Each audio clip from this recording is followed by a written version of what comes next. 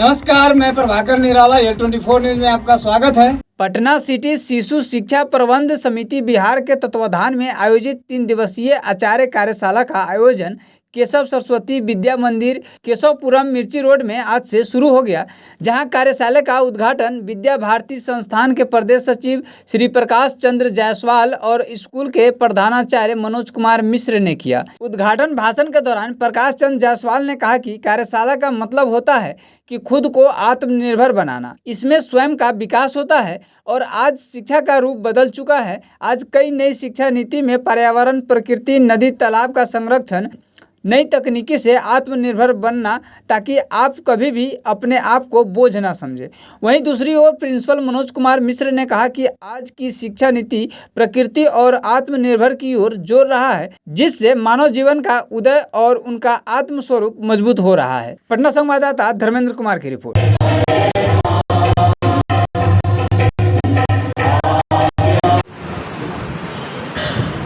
आज जो केशव विद्या मंदिर आचार्य कार्यशाला का आयोजन किया गया, इस कार्यशाला का उद्देश्य ये है कि हमने जो कार्य किया उस कार्य का आकलन, हमने जो कार्य किया हमने उसमें क्या क्या उपलब्धि प्राप्त की, कहाँ कहाँ हम उपलब्धि से वंचित रहे।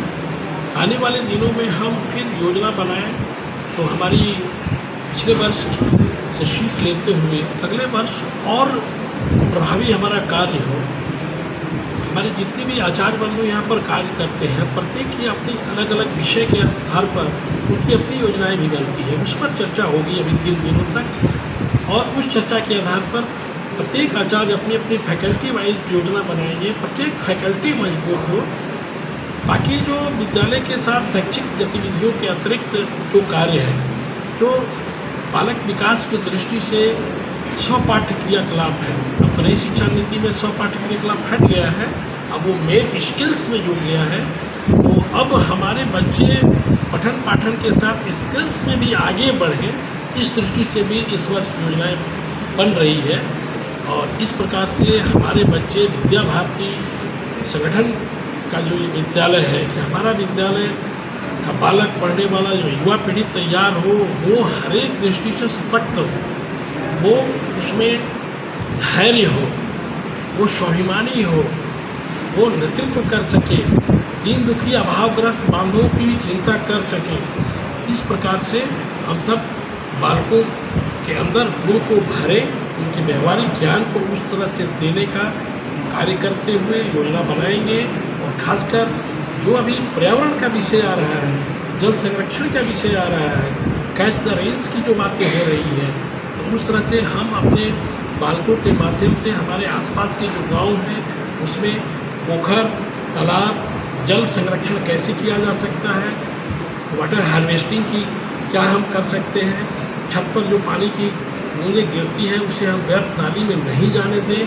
इस प्रकार से अपने नन्हे नन्हे हाथों से प्रयोग के माध्यम से आसपास के समाज को हमारे बच्चे जागृत करेंगे। इस दृष्टि से ये योजनाएं बनने वाली हैं।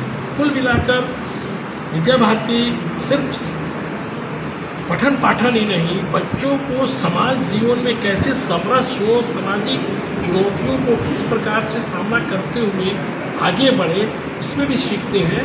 और तब जाकर वो एक भावी नागरिक के रूप में तैयार होता है। और देश का नेतृत्व जब इनके हाथ में आएगा तो निश्चित रूप से यह बालक जो है वो सही रास्ते पर जाएंगे, दिग्भ्रमित नहीं होंगे, क्योंकि उन्होंने स्कूलिंग शिक्षा में उस प्रकार के कार्य करते हुए आगे बढ़े हैं।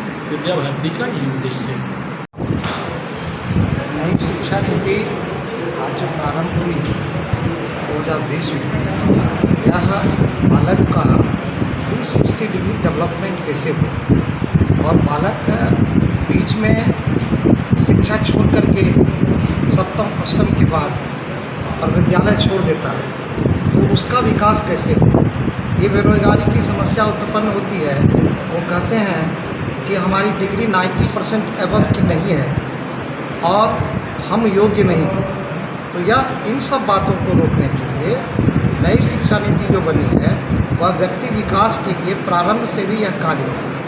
3+5+4+4 यूँ कहा जाए, नर्सरी, केजी, और UKG जो हम कहते हैं, जिसको हम लोग अरुण उदय प्रभात कहते हैं। 3 साल में बच्चा का बीजारोपण होना, बच्चा के मन में 5 सेंस का डेवलपमेंट कैसे हो, ये बात हो, पीठ पर बस्ता लेकर के आना, बोझ को कम करना, यह नई शिक्षा नीति में इसको सोचा गया है। खास करके 3 to 5 में, जब वह 3 के बाद 5 में आता है 5 साल के लिए, तो उसमें बच्चा को मातृभाषा का ज्ञान हो, राष्ट्रभाषा का ज्ञान हो और विदेशी भाषा का भी ज्ञान हो, इस पर भी जोर दिया गया है।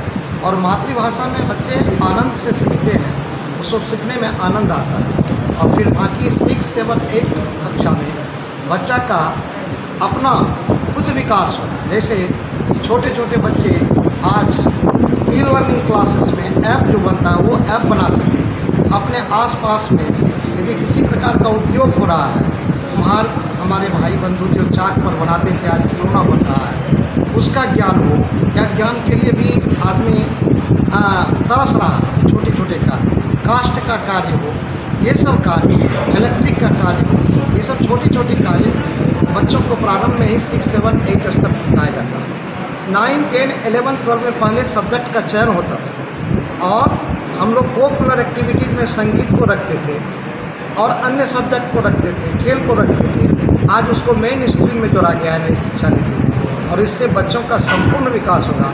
Where there is the all round development means 360 developments, the students have not only knowledge the concept of ABCD alphabets, they have the also skills to live in the society. समाज में हम कैसे रहें, समाज में हम अपने माता पिता भाई परिवार के साथ कैसे रहें, इसका भी विकास के लिए आज विद्यालय में इस नए शिक्षा नीति में काफ़ी अरसे में सोचा गया है। खास करके यह जो समिति बनी है, इस समिति में हायर क्लास में लोग 1 साल के बाद छोड़ देते थे प्रशिक्षण, और 1 साल के बाद सब BA में गया, 1 साल के बाद छोड़ दिए तो उनको BA की डिग्री नहीं मिलती थी।